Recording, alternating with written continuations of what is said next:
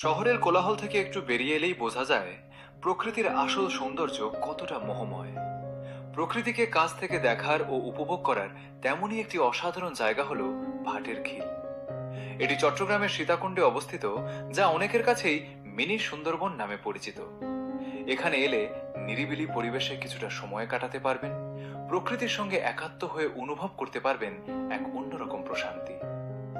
ডাঙা জুড়ে ছোট ছোট কাঁকড়ার অবাধ বিচরণ, দূর থেকে গর্জন তুলে ছুটে আসা ঢেউয়ের সারি, আর বাতাসের শোঁ শোঁ শব্দ, সব মিলিয়ে মনকে মুহূর্তে মুগ্ধ করে দেয়।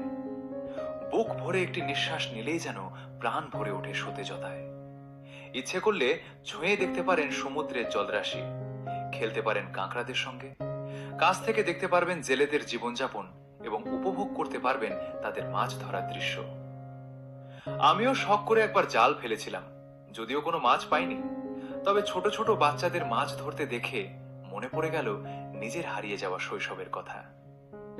সারাদিন ঘোরাঘুরির পর একটু বিশ্রাম নিতে পারেন স্থানীয়দের তৈরি মাচাং ঘরে। তবে অবশ্যই আগে অনুমতি নিয়ে নেবেন, কারণ এগুলো জেলেরা নিজেদের বিশ্রাম এবং জোয়ারের সময় নিরাপদে থাকার জন্য তৈরি করেছেন। স্থানীয়দের ভাষ্যমতে বিকেলের দিকে বা যখন মানুষের আনাগোনা কম থাকে, তখন নাকি হরিণের দল এখানে পানি খেতে আসে। যদিও আমাদের সেই সৌভাগ্য হয়নি। প্রকৃতির সৌন্দর্য আসলে ভাষায় প্রকাশ করা যায় না, এটি শুধু উপভোগ করা যায়, অনুভব করা যায়। খোদা হাফেজ।